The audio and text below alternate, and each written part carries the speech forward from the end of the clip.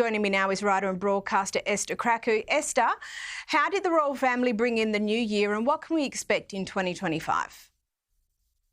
So the royal family celebrated with a bit of a mix of the old and the new. We know that the family spent Christmas in Sandringham in their palace in Norfolk.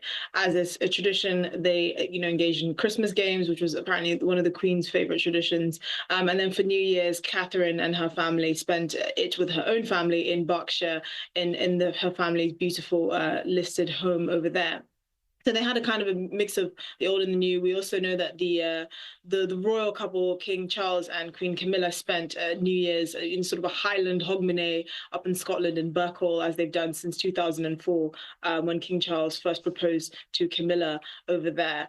So again, it was a mix of the old and the new. And like you said, I'm sure they're happy to have 2024 behind them and looking forward to the new year and just getting on with it. We know that Princess Catherine is looking forward to getting back into full swing of duties after undergoing cancer treatment last year, and the king has made it clear that he's not going to let his cancer treatment stop him as well. Across the pond, we've seen some murmurings from the Sussexes, and it looks like Meghan is gearing up to sort of do Tig 2.0 a la the millionaire trad wife scene. So it's going to be an interesting mix of things.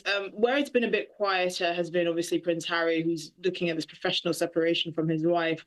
But on the UK side of things, the Prince and Princess of Wales seem to be gearing up for a more eventful and actionable year, certainly.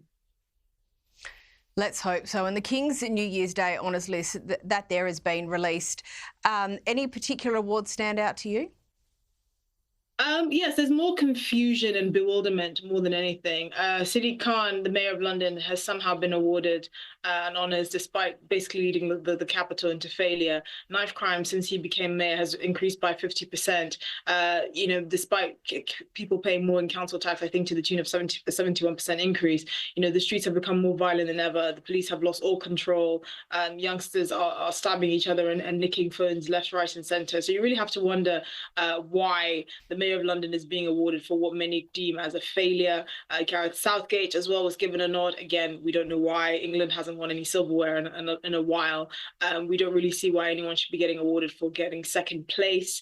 There are quite a few. Stephen Fry's been awarded as well. Again, this new sort of woke presenter. Again, we don't know why. I mean, they're genuine chemists that could have won an award for their work in their field, but you give it to people like Stephen Fry. I mean, the only one that I would say I was quite happy with, and I say this as a ballet fan, was Marinella Nunes, who is a principal dancer at the Royal Ballet, and she's basically probably one of the most recognizable faces in ballet and has been for the last 20 years. So thankfully there was some redemption there, but there were a lot of just nods to sort of Labour friends, despite their achievements, and many people asking themselves why.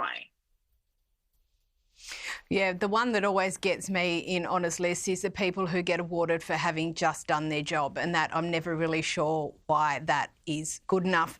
Anyway, while the royal family remains steadfast to its core, we've seen some changes over the past couple of years, and with King Charles, you would expect that. But an op-ed by Anne Wilson in the Daily Mail suggested that without the church and the armed forces, the royal family are just a bunch of celebrities. What's your view on that? I think that's quite harsh. I mean, if she wants to see a bunch of celebrities, really, she should look at the Sussexes across the pond. They are just a bunch of celebrities. I mean, the royal family are really kind of at the heart of a lot of public life here in Britain. Not only do they just do they attend engagements and really forefront charities and movements that are very important in the country. They are kind of a backstop against the madness of politics. We know that the royal family is supposed to be above the political fray, and that does bring a sense of calm when things are going crazy. I'm sure you remember, not last year, but the year before, we went through prime ministers more times than I'm pretty sure people changed their knickers. Mm-hmm. But it was very comforting to have the king at that point, because there was at least some sort of calm beyond the storm. And we know that when Queen Elizabeth was alive, she was very much someone who did a lot of machinations behind the scenes. We remember her rare intervention behind the scenes with Margaret Thatcher when she wasn't happy with her sort of approach towards apartheid in South Africa. And even though there weren't any sort of overt movements, we know that she thought that the prime minister at the time lagged her feet. We know that the monarch often has conversations with the prime minister and offers advice while subtly, but it's kind of this quiet guidance. So just to reduce the royal family to just the armed forces, is quite harsh. I mean, there's so many streets around the country, organizations, buildings that are named after monarchs and members of the royal family. And I think they really tied the country together when it feels like there's less and less to tie us together now. And that's something that cannot be understated. I mean, you see politics in other countries, and you just thank the Lord that we have at least professional diplomats in the form of the royal family that don't put their foot in it. We have a prime minister, a foreign secretary, a mayor of London that have all insulted President Trump. Thankfully, the royal family hasn't done that. Yeah, well, this is very, very true. And look, we spoke earlier in the show about Meghan's return to Instagram and the release of a Netflix trailer, and you alluded to it a little earlier. What's your reaction to this latest announcement, and do you think this professional separation is going to work out as they intended?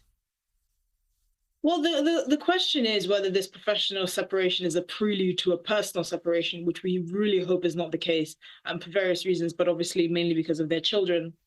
On the professional front, I think Meghan is going to have a few problems. So she's trying to kind of recreate Tig 2.0, which is her blog lifestyle that she had before she met Prince Harry. But that era is a little bit dead. No one really has blogs in that traditional way again.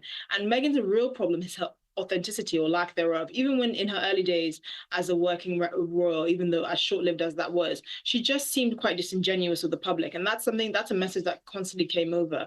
And even now, since she's left the royal family, she's been obsessed with curating this perfect image. I mean, if she smiled anymore in that trailer video, I think her face would have cracked.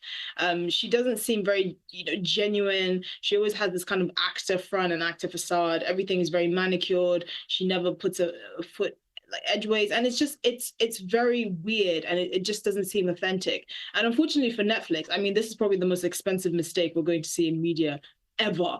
Spotify got out of there quickly, but Netflix seems to have been honoring the obligations. I don't really know why anyone wants to listen to someone making overpriced jam and selling expensive hardware who hasn't done a hard day's work in her life, to be honest. So I don't imagine that 2025 is going to be that successful a year for her. But look, we can only hope that good things come out of it, and most importantly, she and her husband stay together so the UK doesn't have to see them ever again. Well, look, it'll be interesting for us to watch. That is for sure. Esther, thank you so much.